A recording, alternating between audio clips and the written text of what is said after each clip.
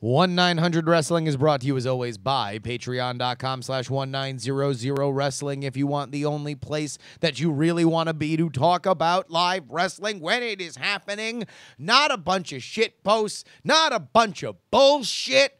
What you're going to get is exactly what you need. The best commentary as if it was a big old living room of friends.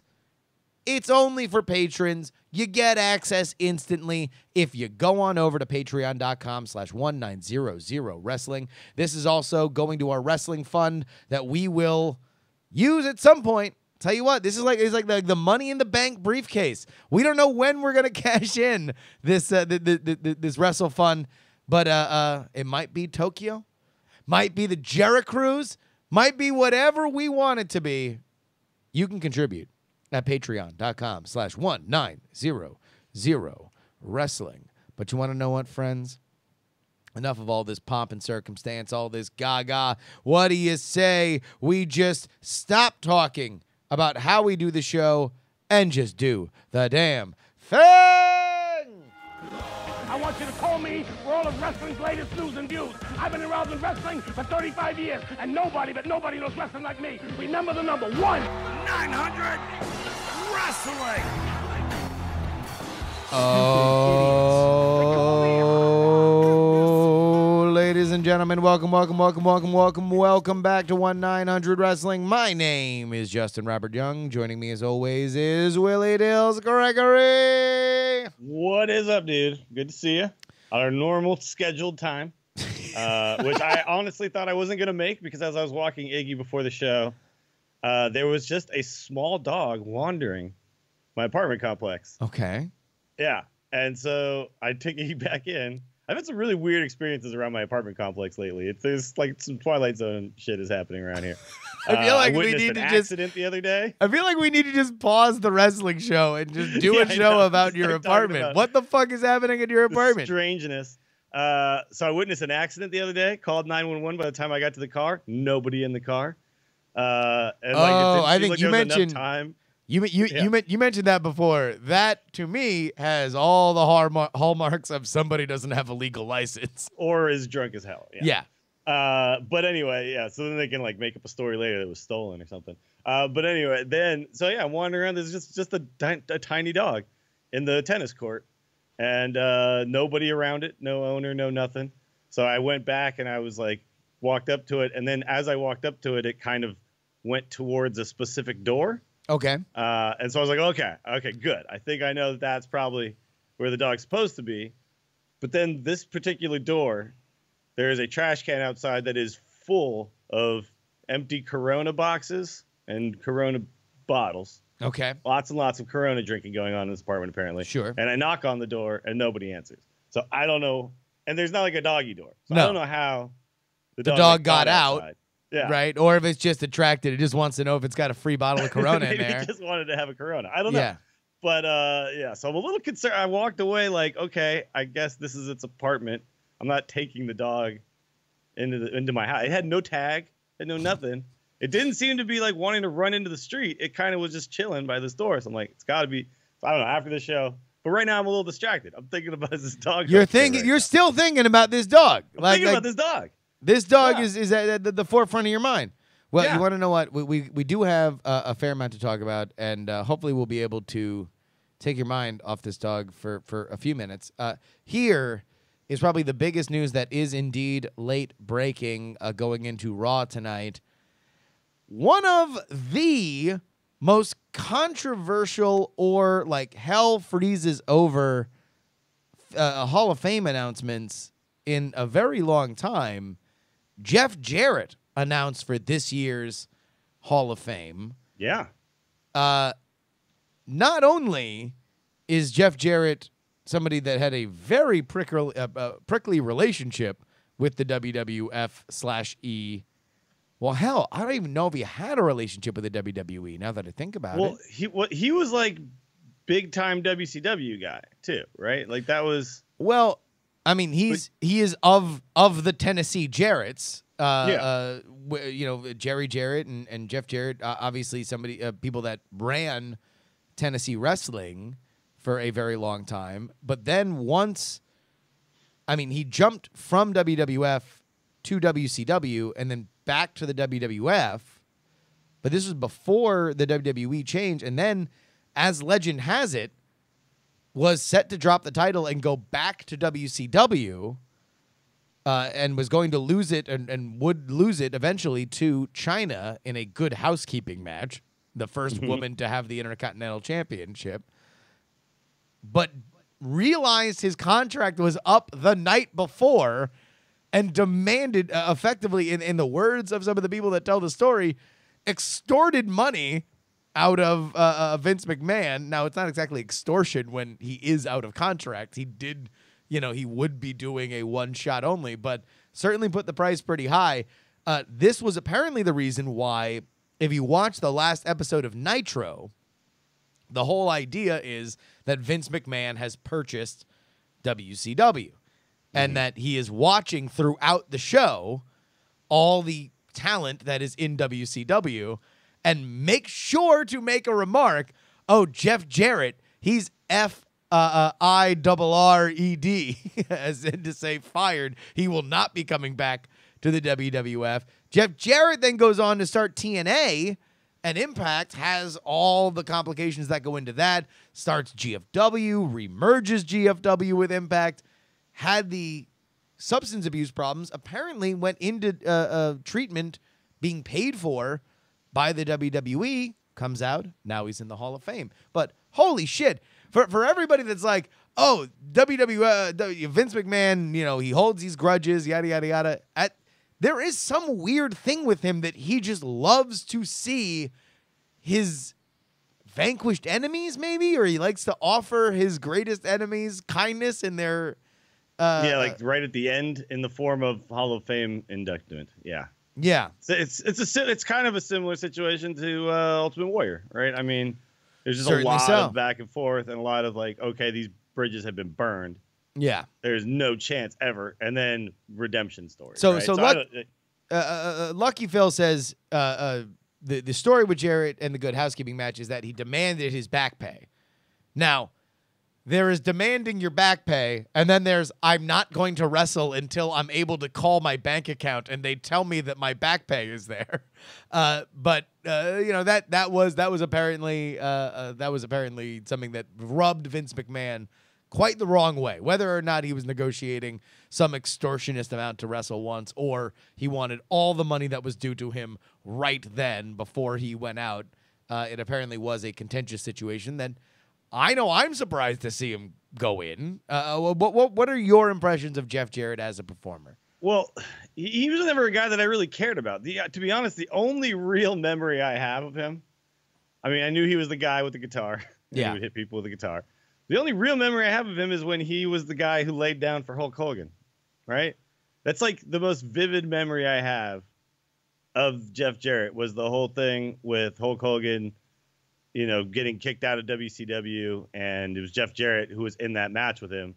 Yeah. And laid down on his back. That was that weird Vince Russo, Jarrett, like, is it a so work? apparently Russo really liked Jarrett. He considered him to be like one of the, his guys, like the loyal guys or whatever. So, I mean, to me at the time, it was just like, oh, well, Hulk Hogan's the asshole and Jeff Jarrett is the good guy. And then you start to hear all these things about like, oh, no, actually, he's not a great guy himself. But, look, I think it's actually really, it's an interesting thing that. So wait, if I tell you With My Baby Tonight, do you know what I'm talking about?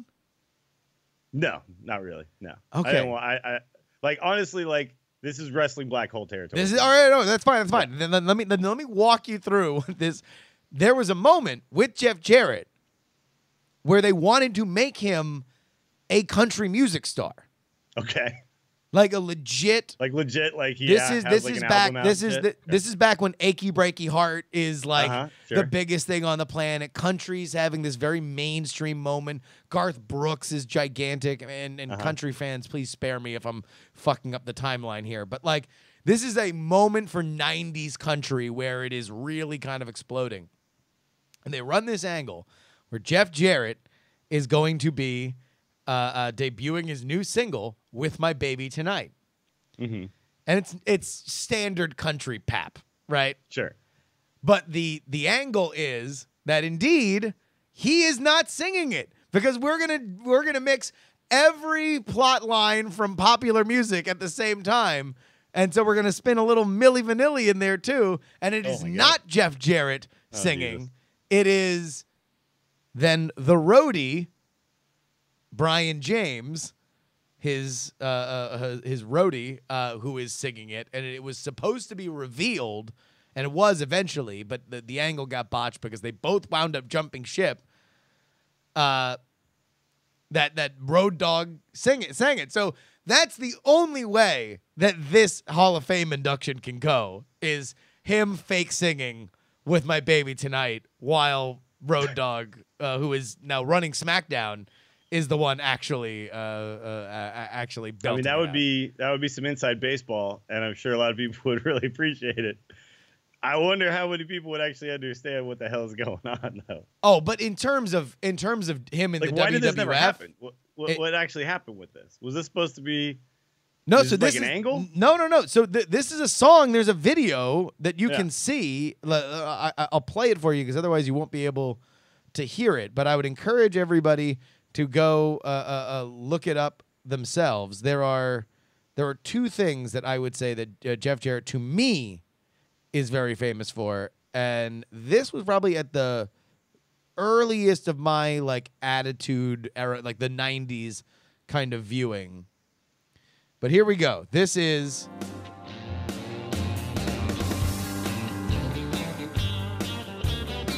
All right. well. Here, wait a minute. Let me just get you through the first chorus here.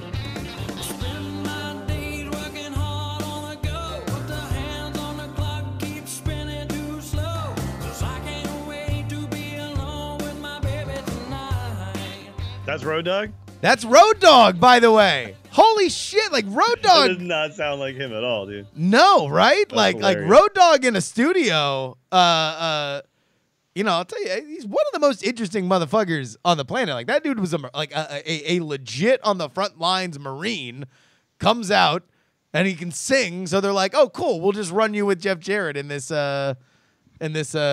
country music angle. So there's that, and then there is, and I have not seen video of this, so we could probably find this, but I'm going to tell you this is the greatest coincidence in wrestling heat history. All right? So you have Jeff Jarrett, known Tennessee guy, Sure. right? Then do you remember in football the Music City Miracle? The Music City Miracle. Yeah. No. So this is a playoff game between the Buffalo Bills and the Tennessee Titans. Okay. The Bills are up. There's literally only one way that the Titans can win. Might even been the Oilers. The only one way that they can win is if they run back the kick, right? Sure. So standard, we are eliminating. This game is over, right? Tennessee receives the ball, runs it all the way down to the close end of the field, laterals the ball to another dude on the other side of the field. That guy runs. Clinch, I know it was in Tennessee, but I can't remember whether or not. I'm looking at it right now. It is the Buffalo Bills. It is the Buffalo Bills, but I can't remember whether it was before So or there's after like the Titans 13 rebrand. seconds left or something. Okay, Yeah, so he you are throws it watching the across. Music City Miracle right now.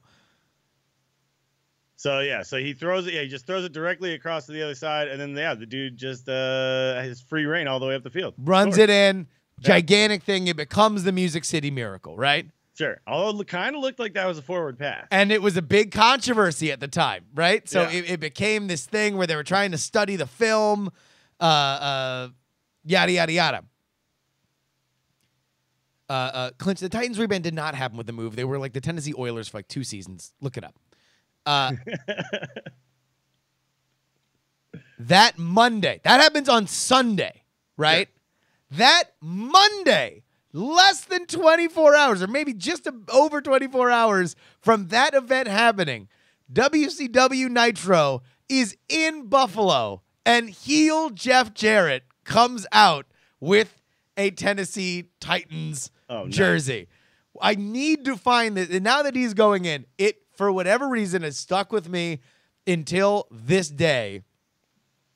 That it, I would love, if I could ask Jeff Jarrett one question, it would just be, what was it like to have that much just accidental heat like in your hands? Like, does it feel like somebody's just giving you a nuclear weapon? Gifted it to you, right? Yeah. Like, and you just get to blow it up with impunity. Oh man! So we gotta find that. Maybe we can have that at the end of the episode. I feel like this is just a good show. We should do this one day where let's just go down the rabbit hole of like finding clips and discussing them. And like these moments in wrestling and just like watching them together with our audience. You know? So there we go. That Jeff Jarrett, now a soon to be Hall of Fame inductee. What is it? But okay, so what does this really mean though? Like isn't he still wrestling too? Like, well, he has not wrestled since he went to rehab, and part of the reason why he went to rehab is because he, apparently was drunk for a show in Canada. Mm-hmm. The other awkward part of this is that they very recently just made amends with last year's Hall of Fame inductee, Kurt Angle.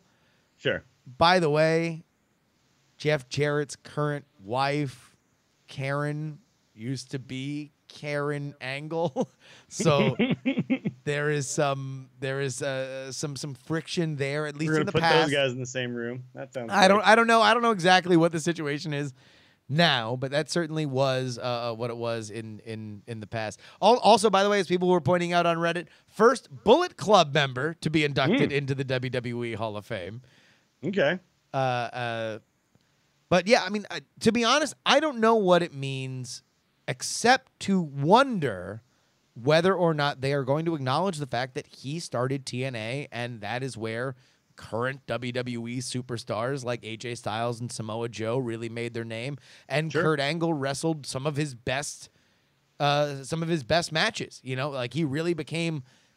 Kurt Angle was a phenomenal talent that was a major star, but I think he really became a legend in TNA to show that he didn't need the WWF marketing machine to be known as one of the world's greatest wrestlers. Sure. Yeah. No, that makes sense. It's kind of funny if you think about it now. There is, if you watch TNA, I don't know, 5-6 years ago. Yeah.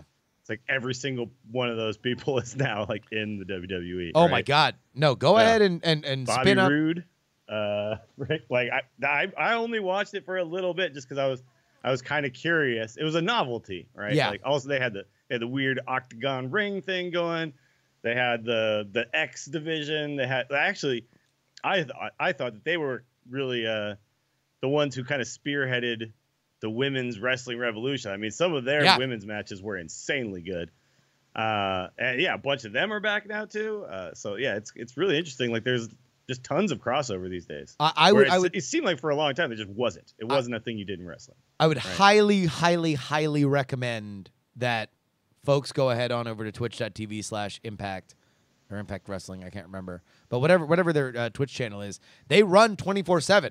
They're just playing stuff all the time, right? With archival content, and where it might not have been the greatest, produced show, but like when you're just watching it out of context, and a lot of these people have gone on to do amazing things, or hell, Willie, if you had a black hole in wrestling content, imagine how many people, including myself, that have a black hole just for TNA content, where you're like, oh yeah, and then Christian went away, and then Kurt Angle went away. And then and then Booker T went away, and then Ric Flair went away. That's where they went, and like they did pretty cool stuff. And they did stuff, yeah. Bully Ray, like his run over there with Aces and Eights was super entertaining. Yeah, no, Dudley's were great. And look, they were Ethan Carter III. Absolutely.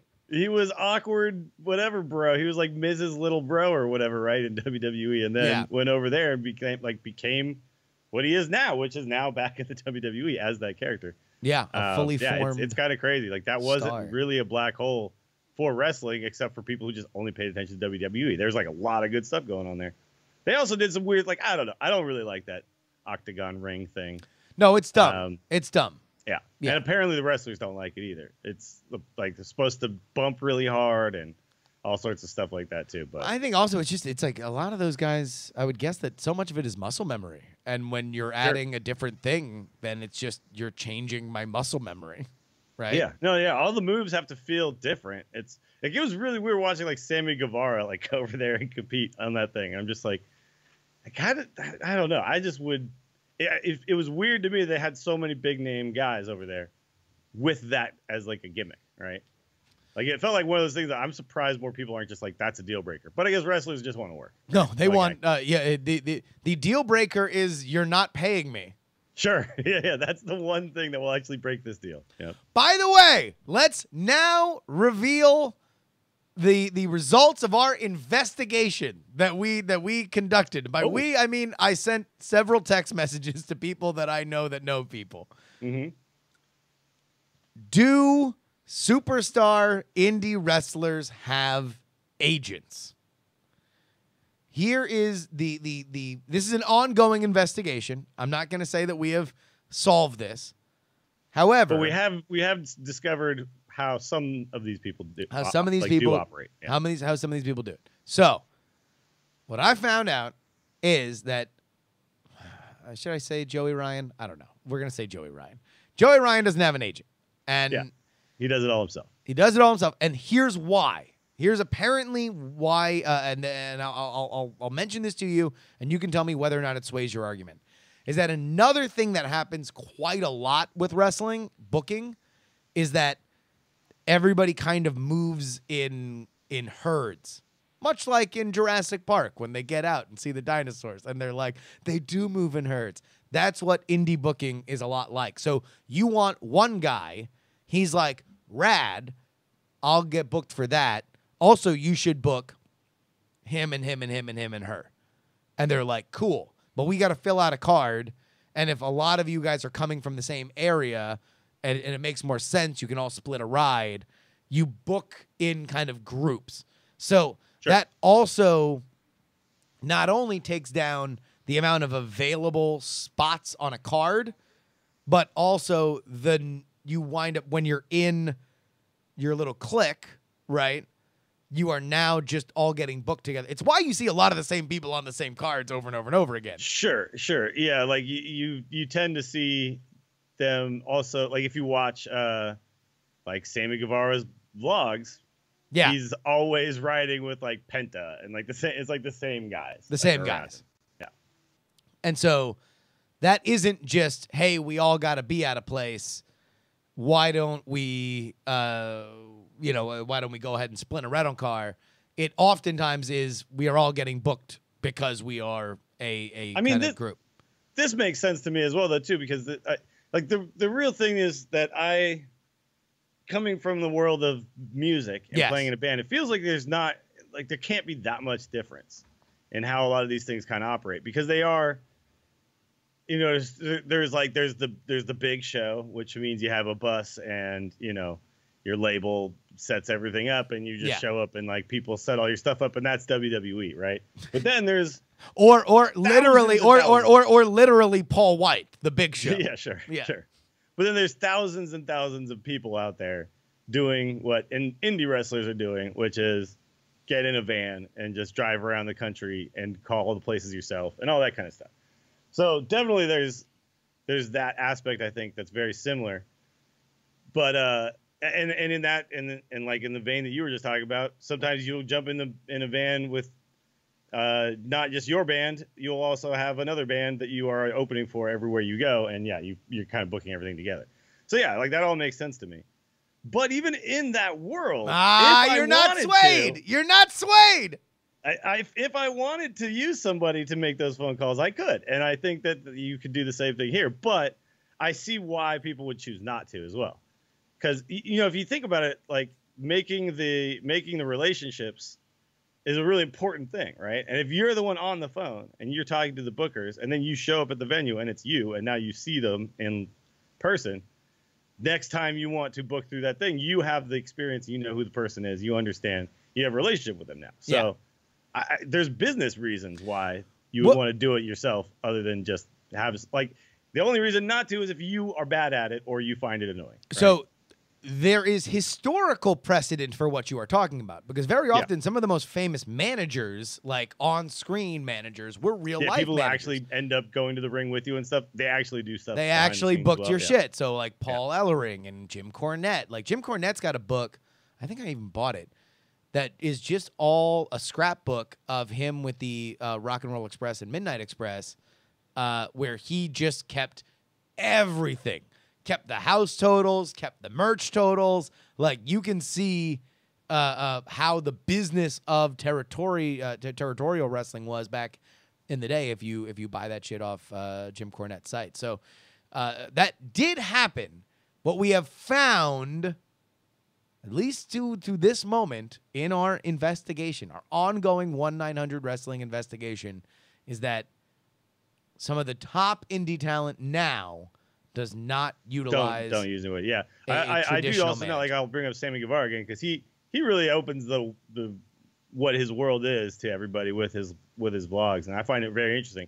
He does everything. He does all the stuff. He's doing the booking. Someone orders a T-shirt from him. He's puts it in a package and mails it to them himself. Yeah, like he doesn't even use. Like a lot of these like YouTubers who are selling their merch, like a God Church and stuff. Yeah, they're selling it through companies, right? So they're not actually doing a lot of that shipping. But he is actually like, and again, there's big reasons for this. Your margins are much better if you do all of it yourself. Nobody's taking a cut, right? Well, and look, you have a lot to do, but no one's taking a cut. And these margins are slim. Yeah, and he lives in a little apartment in friggin' Houston. So like. Indie wrestling, sure, you can make. He talked about on one of his vlogs though that like in the last year was like one of the first years where every bill was paid because of wrestling. Like he didn't have to do something else. He didn't have to also, go in and work at a sandwich shop or something like that. I watched The Wrestler again last night. That's one of my movies I just kind of like just go back to every now and then. It is so sad watching. Yeah, I was gonna say like, whenever you need a pick me up, whenever you just really need to feel good about your hobby. Yeah, or if I just need some Marissa Tomei boobs in my life, then The Wrestler's always there for me. Tomei! Oh my God, it's so Tomei. sad when he has to go work in the friggin' deli, and you're just like, people want your autograph, and then you have to cut meat for somebody. Like, that just sucks, man. Yeah, but that's the life. That's the life. When you do something that you love that doesn't necessarily pay you very well, that's the life. Yeah. All right. Well, here's something that is far less depressing, and that was the return of Wrestle Circus to Twitch last Saturday. The show must go on was the show, and oh boy, it did. I caught the last half. Great live audience there for it, not only in person but also in the chat room. I just got to say, man, Wrestle Circus just fucking does it right. They just get it. And down to the fact that one of my favorite moments for the show, which featured a 4-way women's match where the Chelsea Green and her alter ego, the hot, I guess they can't say Laurel Van Ness. They can't say the hot mess Laurel Van Ness. I don't know whether that's like a legal thing, because I think really? it sounded like they were kind of dancing around it, and she was wearing a different outfit. She was acting. Did she debut that character in Wrestle Circus though? That was an Impact angle. Oh, okay. Yeah, her wedding was ruined in comical wrestling fashion, and then she just completely became a total nightmare train wreck. That's awesome. I love the character. But no, it's great. So it ended with Leva Bates, who was wrestling dressed as Zack Ryder, woo, who is in real life dating Chelsea Green. It ended with the hot mess kiss pinning her. And then later, this is totally out of context. So Chelsea Green is in the chat, but she's typing. She's in character typing. So everything's in caps and everything's ridiculous. And at some point, somebody says, "Oh, what was it like kissing Leva?"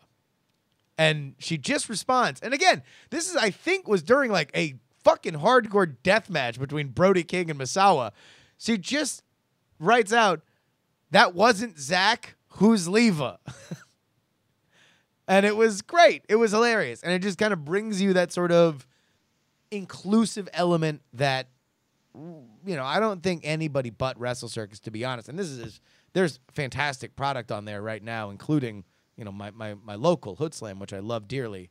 And by the way, this Saturday, that's a show to watch on Hood Slam. But but Hood Slam to me, after watching it a few times, is its own thing. It's its own animal.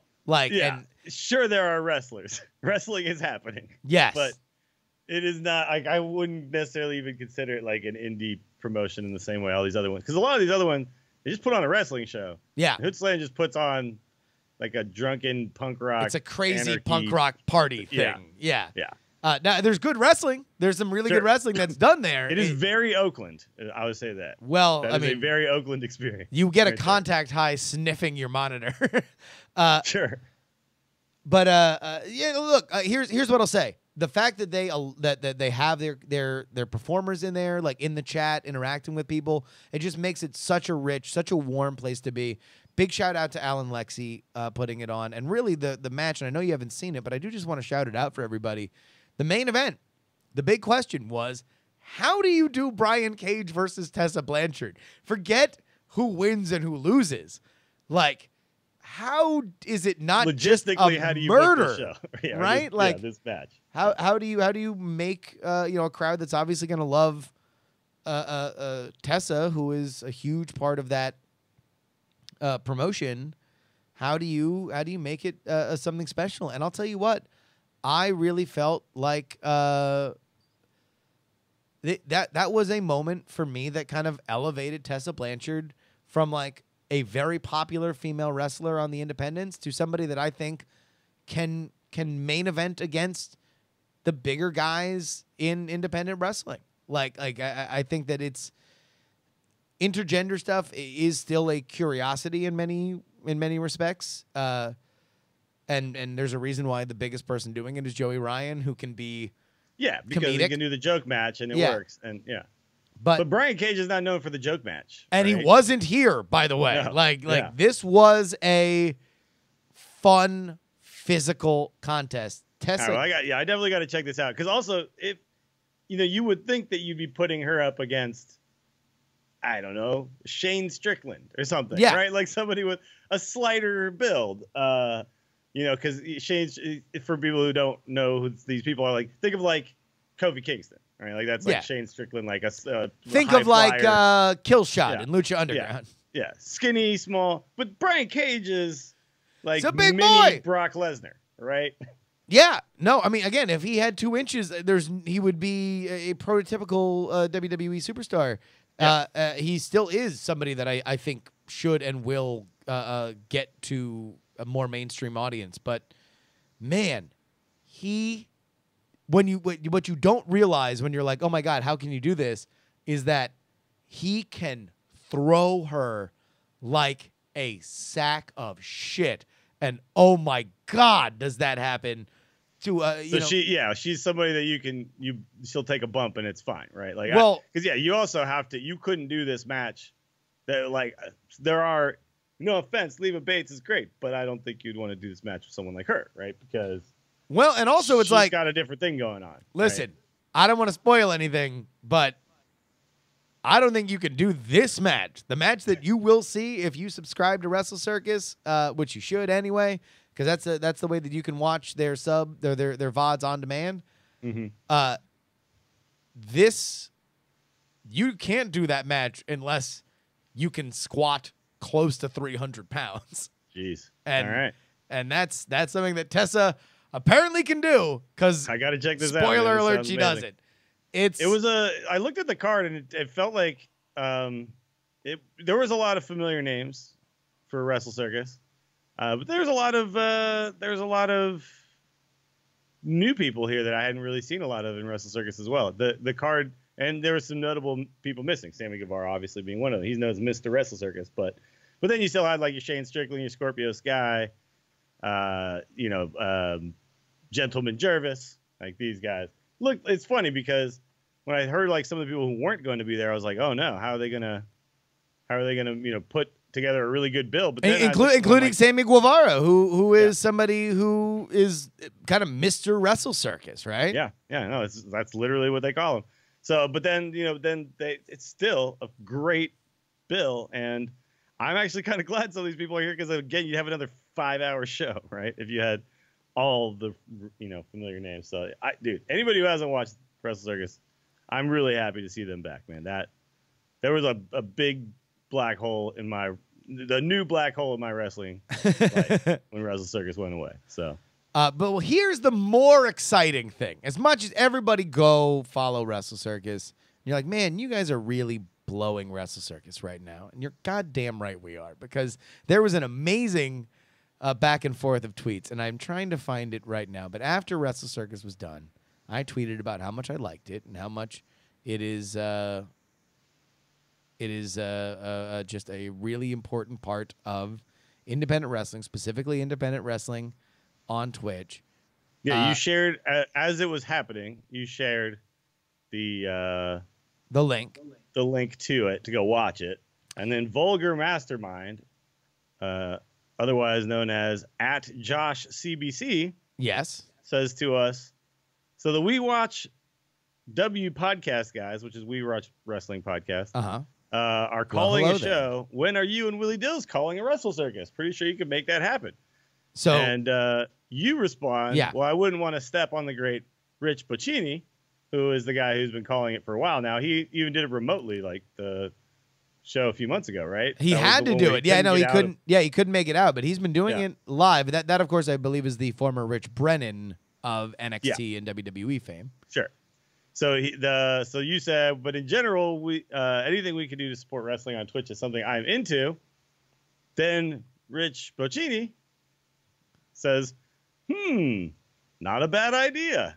And then here's the money shot, ladies and gentlemen. This is Rich Bocchini on Twitter. Great is relative. I'm only great at seemingly screwing things up. But I appreciate the sentiment. We need to get you guys for a match or two. Willie Dills, does this mean that we're going to be calling a Wrestle Circus match? I mean, it seems like it's on the table at least. So, yeah, I think here's how we can make sure it doesn't happen is we don't follow up and force it to happen. But I think if we do that, and we're both in the same place. I mean, I would probably that would mean I would have to get my ass to Austin for a Wrestle Circus show. Which is not something that you are. It happens fairly frequently. I mean, like, is there any end to the horrors that I have to endure in my life for my career? Going to Austin all the time. Oh, the worst. Just the worst. But I'll tell you what, that would be a very exciting thing, would it not, Willie? I would love to do it, man. I would absolutely. Here's the thing. I think I don't have experience doing this, but I have experience talking. I understand the Twitch culture. Yeah.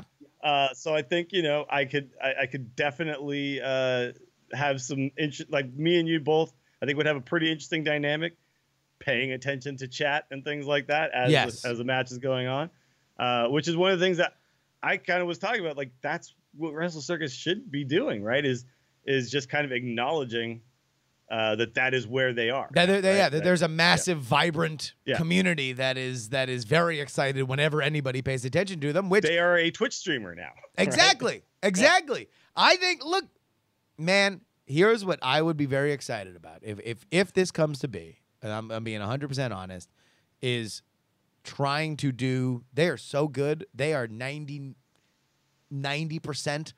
of the way there. It's just to help introduce some of that final 10% that just really gets some of that bit culture going a little bit more. That goes right into the pocket. Wrestle Circus is so good about promising all the bits going to the performers and everything. I feel like it is our duty, Willie, to make this happen. I think so. See, the thing is, there's, like you said, they're 90% there, and apparently I had said something and Alexa woke up. But they're like 90% there, but there are certain things where it's like, we know now what this Twitch culture is all about. Yeah. pog champing in the chat and things like that are things that when they were being said during commentary, a lot of people in Twitch would probably, a lot of people watching would probably be like, oh my God, this is wrestling made for me. Exactly. This is now my wrestling. Yeah. So yeah, we got to get this going for sure. Follow-ups need to happen. I don't even know when. Do they have another show scheduled yet? They are actually, they just teased that they are announcing it. So, yeah. But I don't think they actually have anything on the schedule at this time. But normally, what they have done historically, is that they've always been about once a month. So, yeah, and they might take it down a little bit, but who knows? You want to know what? I'm excited no matter what. I am very excited that they are back at 800 Congress because that to me is just that's the Wrestle Circus venue. Like, it downtown, right in the middle of the action. Like it's just you literally walk awesome. out and turn to your left and you see the state capitol building. Yeah. Oh, March 24th, which would mean I'd be in Austin twice in a month, but there are worse places to be in Austin. Wow. Or worst places to be twice in a month. One more note here, and we're going to be very light on WWE content here this week because we are on the road to the shows before WrestleMania. Yeah, exactly. Right now, what's the Elimination Chamber? Elimination Chamber's coming. It's there's really funny. There's now. So it's Elimination Chamber and Fastlane, right? That's all that's left. Yeah. So, but I actually the other day was thinking, I don't even know when Elimination Chamber is. Like, that is how not on my mind that pay-per-view is. And I think WrestleMania has a lot to do with that. Unfortunately. Man, it's next weekend, right? Well, and also it's they've added every main event is like 17 people, and sure. Now there's 7 people in the Elimination Chamber. There's 5 people. Five-way or fatal something. Yeah. Yeah, exactly. it's a lot. A lot's going on. We'll see. It's this coming Sunday, yeah. So I mean, I will be able to watch it. I don't think I'm actually working or anything, but whatever. I suspect that we are going to be getting a lot of very exciting stuff coming out of those 2 pay-per-views, but leading up to them, it's a lot of the same stuff that we've seen before, and now we're seeing it a different way because we gotta sell tickets to these pay-per-views. One thing that we can note is this: past WrestleMania, no more brand-specific pay-per-views. We will have one pay-per-view a month, and they will all be dual-branded. They will all feature separate matchups from those shows. But if you look at the history of WWE brand splits and eventual rebrands, this is kind of the first sign of a re-commingling, if you will. And, I think that's a good thing because it does kind of run its course after a while sometimes, right? It's always fun for a little bit, and then you realize that you'd like to see some matches that you can't see, and I would just say mix them up a little bit more. Like, you don't need to ditch everything's so A or B with WWE sometimes. It's just no, fine. Just let's have more of New Day versus Shield, right? Like let's just do those things more. Let's have Bullet Club versus New Day. Come on, like let's just everyone's just shake it. I'm like annoyed right now that Balor Club became a thing and then hasn't done anything yet. I have a feeling we are headed. I mean, I don't know. It really depends on. Like, they should be showing up and beating the hell out of people, right? Like, what the hell are they doing? It's still just like Balor shows up by himself, and then sometimes he too sweets somebody. Well, like, that's not a club. That's just an acquaintanceship. They are friends. They are friends. They're good guys. But they're not. I don't know. They're not hanging out, beating people up. That's what they would be doing. I would like to say, just let Gallows and Anderson talk about their book club. That's all I want. I just want them to be talking about their book club and how many novels they're reading. All right. One last thing. ROH, new subscription service announced or now available today. I think it was announced a little bit ago, right? Honor Club. Yeah. So it's actually live now. The Honor Club. now. It's a little weird, though, because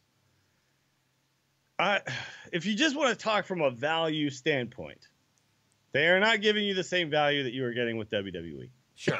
Right. With the WWE network. Like, you get so much with that. And so the way it works basically is if you just pay by month, you still pay for pay-per-views, but you pay 50% less. So you're still shelling out for pay-per-views at $9.99 a month. Still pay for the pay-per-view, but they end up costing 50% less because you've already paid $9.99 that month. But if you buy the VIP package, which is $119 or $120 essentially for the entire year, if you do that, then the pay-per-views are included. So if you are planning to do the pay-per-views, obviously that's what you should be doing. Now, I don't know, like with the WWE network, it's like weird because they are constantly shoving free months down your throat and all this stuff, and you could sign up anytime, you could cancel anytime. If you just wanted that one pay-per-view, you sign up and then you cancel. And then ROH isn't doing. They're being a little more stingy about the whole thing. Now, you do get all the VODs and things like that. You get basically you can watch like, friggin' Daniel Bryan matches from forever ago and like that kind of stuff, which is great. Or Bryan Danielson, excuse me. Sure. Yeah. But yeah, you get all that stuff too. So it's not like, you're just getting the current product. You're also getting all of the collection. But I don't know. It's just weird to me. I don't know how successful this is going to be with this current model. We'll see. I can understand them not having the ability to give the value that WWE does. I mean, sure. WWE They can't probably dip into capital as freely, right? Well, I mean, it's just also when you are the market leader, you have an ability to offer things cheaper. Like, Sure. I'll always get, when people compare Patreon pledges and stuff like that, they'll be like, wait a minute, you're asking me to pay this when Netflix is only this, and I get so much more with Netflix. It's like, well, I mean, hate to break this to you, one buddy, but I'm never going to give you as much as Netflix does for your money. Sure. So the price for this is the price for this is the price for this, and that's pretty much it. So I can get that. It is hard when there's not a lot of similar options and there are not a lot of companies that are quite as big as, I mean, like when you think of independent wrestling in general in the United States, it's WWE and all the WWE subsidiaries, and then ROH and then Impact, right? So sure. They're going to suffer from there just not being a lot of them. There's not a lot of off-ramps in between WWE and where they are financially. But at the same time, look, wait a minute, hold on. I didn't pick this up. So you are paying $9.99 a month, but then you have to pay $25 or $30 for the pay-per-views? Yeah. Yes. It's weird. There's three options. Monthly, which if you do that, you get 50% off the pay-per-views. That's $9.99 a month. Annual, 99 cents for the year. No, but that's the same as the monthly, and you still pay for the pay-per-views, but 50% off. Or there's VIP for $20 more. All the pay-per-views are included. So I don't know. If you're gonna do it, why wouldn't you just do that one, right? Like, I don't know. The pay-per-views. I think that's what they want to do, but they are kind of making this more of a fan club, I guess. Yeah, like so there have been some people talking about this on Reddit. There, basically like the issue here is that if you were into ROH, you were buying this. Cool, got it. Now you understand that like you're going to be able to watch all the ROH stuff. That's cool. That's great. It's a good offer for those people. But if you are not an ROH fan, you are not going to become one because of this. Right? Yeah, like this isn't going to attract people who are just curious about what ROH is, right? Yeah, which is I think what WWE was kind of trying to do. Oh, right? But look at this. Look at this. I think this is probably the selling point. ROH on tour. Never miss another ROH on tour event with live streaming. So I guess they're going to televise all their house shows? Yeah. Which, that's cool. So right now, they do the once a week thing on their website, right? And it's like watching an episode of Raw or something like that, right? But it might be now that there's just more offered, too, which is cool. I mean, look, it's a good thing in the grand scheme of things. It's just interesting that they've decided to go down a different route as far as pricing instead of just kind of follow what everyone else is doing, right? Which is what most people do. Like New Japan's service is exactly the same as WWE Network, right? So they're taking a different approach, and that's fine. We'll see if it actually ends up working out for them, though. But it's not like aggressively trying to attract new people to their product. So let me just leave this one here because it was just kind of left on Twitter. Speaking of ROH talent, current and former, it's a little back and forth on Twitter yesterday between the Bucks of Youth and one Charles Montgomery Punk. Really? Oh, I missed this. Yes.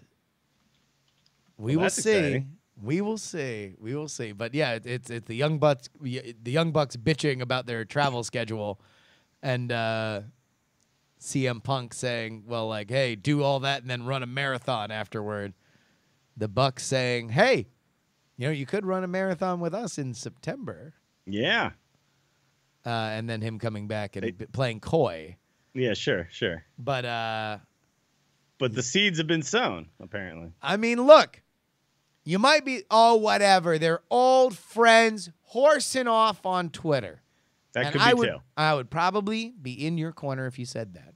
However, But they know what they're doing. However, the last time two people that we thought were friendly with each other were horsing around on Twitter, it was Chris Jericho and Kenny Omega, and we saw where that turned into a thing. It ended up in the ring, brother. Dude, have you watched any of the Golden Lovers stuff that's happening right now? On New Japan, no, I have not. I have not yet. It is for real. It is a thing, man. They are back together. Are they cold? So they are. Are they? Is in New Japan? Are they being called the Golden Lovers? So I haven't watched anything with like American commentary, but I watched some like YouTube stuff. They're like training together again, and I don't exactly know where this is all going to be leading, but very clearly they are a tag team again. That's going to happen. Well, they are going to be wrestling at WrestleMania weekend between the Dicks in Real Life, the best friends, Chuck and Trent. Allegedly, according to the Lord our God, Dave Meltzer, that was supposed to be the Lucha Brothers, Penta and Phoenix. And then New Japan got weird about it and said, just do it with ROH talent that we already kind of have a relationship with. Sure. This is all very exciting, though. Like, if anybody doesn't know the history of these guys, like, it is one of the like most beautiful feuds and everything, like friendship turned to feud, turned to whatever, like that's ever happened in wrestling, as far as I'm concerned. Like, it's crazy. Yeah. I think I know where this is going to eventually lead to a match between the two of them again. And I personally find the match between Ibushi and Kenny Omega to be better than the Okada stuff.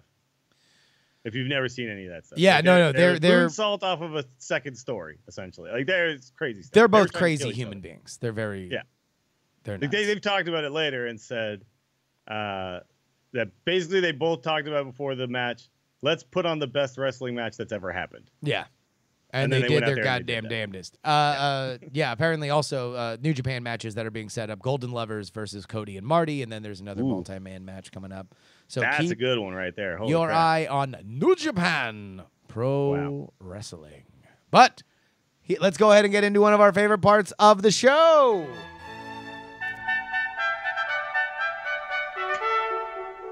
Yes, ladies and gentlemen, it is the philosophical question.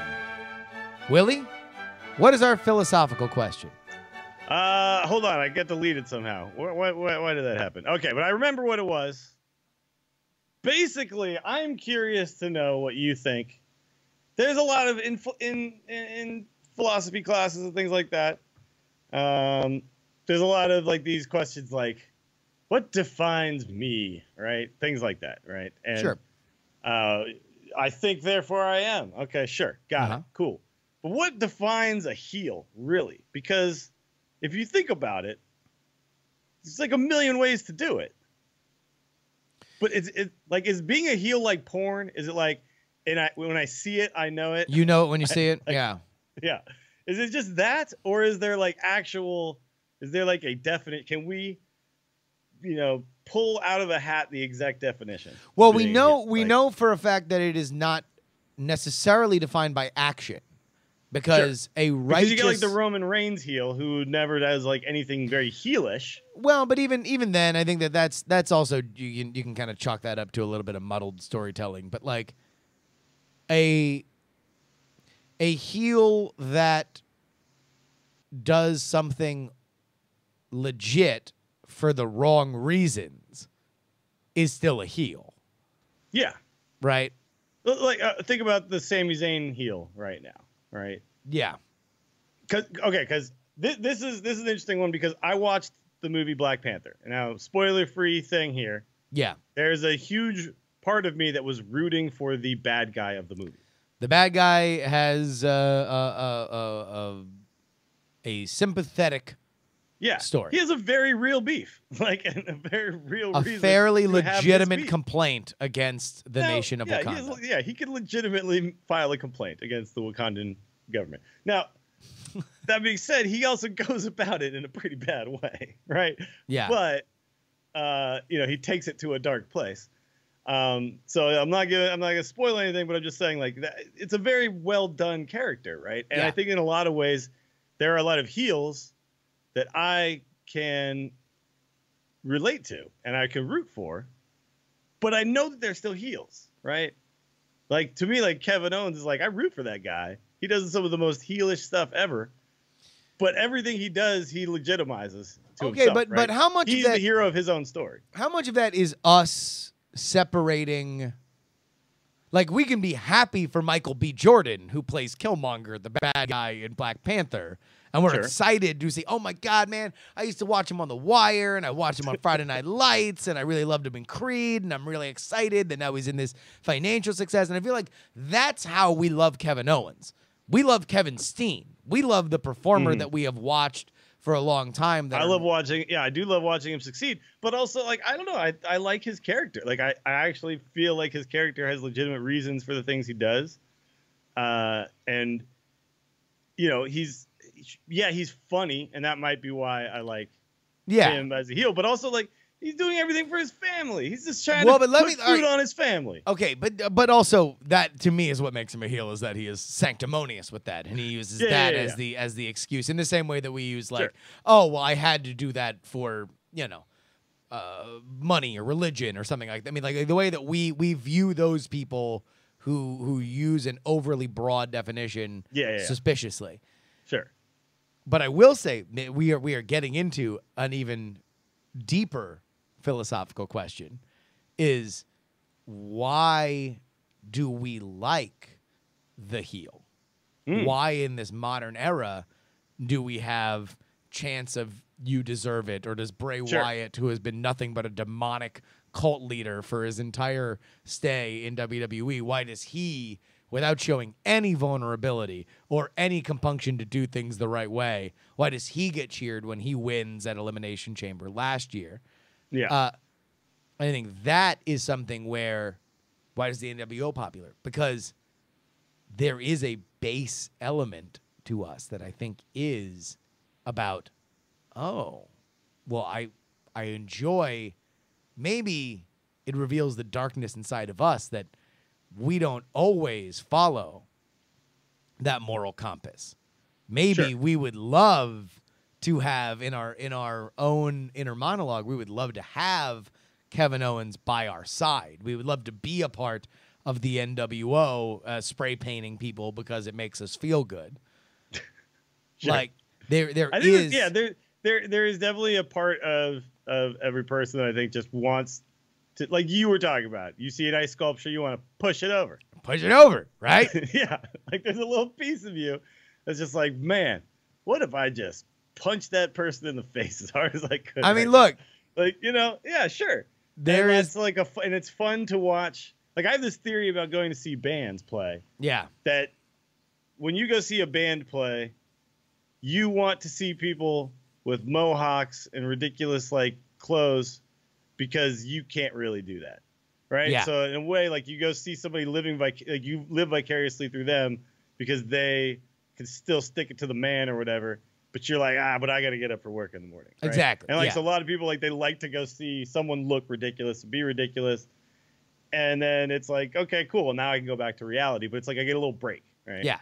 And so they don't want to go see a band that's all dressed in suits. Like, sure, there is room for that, yacht rock and stuff. But yeah, most of the time, Mighty Boss Tones, please stop listening. Stop listening immediately, Mighty Boss Tones. Sure, yeah. But then no, people want to see somebody living as a rock star, right? Yeah. Like, it's part of the entertainment value to them. And so with heels, yeah, we like seeing somebody just kind of give in to their basest instincts, right? Because we feel the tug of those urges all the time. Sure. And it's satisfying to watch somebody actually let it out, right? Or to do it better than you. I mean, like, there's a lot of, man, we're getting into some, God, the philosophical question. Always the best. I know. They always take a turn, and it's always take a little bit of a turn. No, I mean, it's very true. And this is why I think you can't necessarily define, like, what a heel is, but you know when you see it, because there's so many ways to do it, right? And you have guys like Kevin Owens who, basically have a reason that they are using, like, okay, no, I am justified. Everything I do is justified. Then you got like guys like $1 Million Man who's just, I'm an asshole. Like, yeah, why? Because I'm a rich asshole. But even then, don't lie to me, the America and all ships at sea and all nations abroad. That when you looked at the $1 Million Man and everybody had a price for him, that there wasn't an element of you that said, man, I might not be a total cunt about it, but I would like to be the $1 Million Man. Sure, yeah.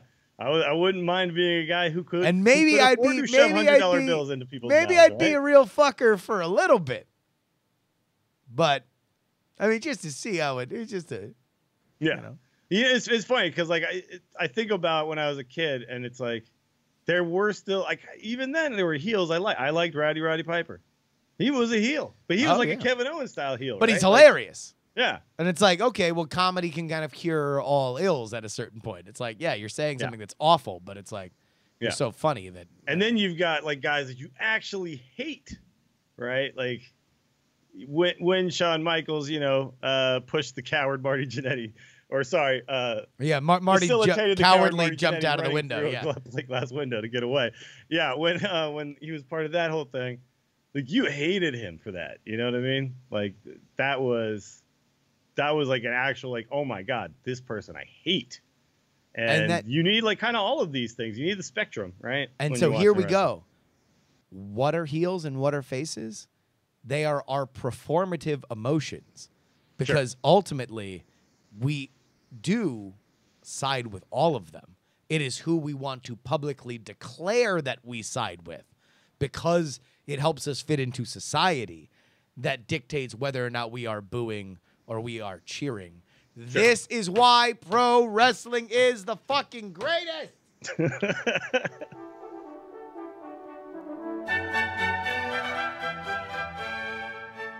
The philosophical question. Thank you again, Master Willie. All right, let's go ahead and get into the actual most popular part of our show. This is our Melodica Challenge. Let's go ahead and take a listen. I believe this was last week's. Yeah, the zipper. Yeah. Oh, wait, hold on. I'm trying to I was trying to be slick. Whatever. I think we figured this out last week, right? It was Finn Balor, right? It was Finn Balor. It was indeed. But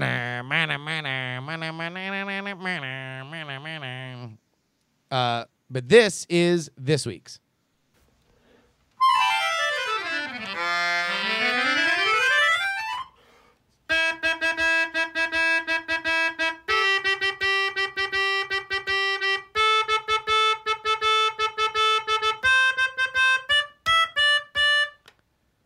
All right, one more time.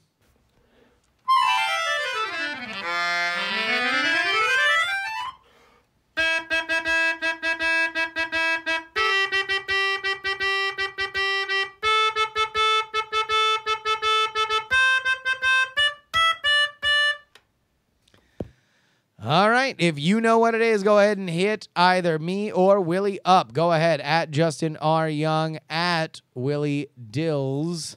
Willie, you got anything you want to talk about? No, just really, we'll be streaming a lot of Wild Arena this coming week, because of Wildfest. I don't know if you caught wind of this. No, what happened? But All Arena is wild for about a month, 3 weeks or so, something like that. And then they're going to have some special wild brawls, similar to like the heroic brawls where you'd buy in for 1,000 gold. Instead, you're going to buy in for 150 gold, build a wild deck, and then play it, and you'll get arena-style rewards for that too. So pretty cool stuff. It's going to be a lot of fun. We see a lot of wild on my stream, so twitch.tv/WillieDills is where to go. And I don't think I'm working until BJ Thomas show on, that might actually be Sunday. Damn. So I should be streaming a lot this week. So come by and check it out. So you're back at full strength. You're rocking and rolling. It's going to be a great time. I've been streaming for like the last 5 or 6 days in a row already, but tonight I will not be able to. I got to go do some stuff. I got to meet some people, but pretty much every other day the rest of this week. Streaming, Hearthstone, dropping wrestling references. Here's what I would love. If anybody listens to this and you do not watch at Willie Dills, or sorry, /Willie Dills on Twitch, twitch.tv/Willie Dills, go into his chat and just pitch a philosophical question, or pick his brain on some of the philosophical questions that have been there, because that is rapidly becoming my favorite part of this. It's a lot of fun. And Clinch just mentioned in chat, if you want to try your hand at a little competitive Hearthstone, we have the Dills Hearthstone League starting on March 5th, I believe, March 5th or 6th. Season 6 is coming, so you have to be a sub or a patron. So become one of those things. You can do that at twitch.tv/WillieDills. And then you get to sign up and you get to play a weekly, fun, casual little league that is just a great way to dip your toe into a competitive Hearthstone If style you've ever thought, these esports guys, I wonder how that works. Just do yourself a favor. Think about what decks you're going to be. Watch your opponents. You're going to find yourself thinking about Hearthstone in a whole new way. Go ahead. And it's the most casual thing ever, because you don't have to schedule it. You just literally, you get an opponent and you have a week to compete against them, and it takes about an hour at the most. So it's like you figure out when you guys are both free, and you just do your match, and then the next week you kind of keep up with how you're doing, see everybody else's stats and all that on the website. It's a lot of fun. Boom. Great times. You can follow me at twitch.tv/Justin R. Young. Every old day of the week, talking politics, talking a bunch of stuff. I might not do a lot of other wrestling talk, but I do always work wrestling and do everything else. So go ahead and check that out if you haven't already. But until next time. I want you to call me World of Wrestling. Ladies and gentlemen, my name is Justin Robert Young. That's Willie Dills Gregory. This is 1-900 Wrestling. Be dialing! Wrestling! Stupid idiots. They call me Hara. If you smell what the Rock is cooking. And his name is John Cena. Well, look at this, prima donna. Thank God Donald Trump's a whole maniac. Diamond Club hopes you have enjoyed this program.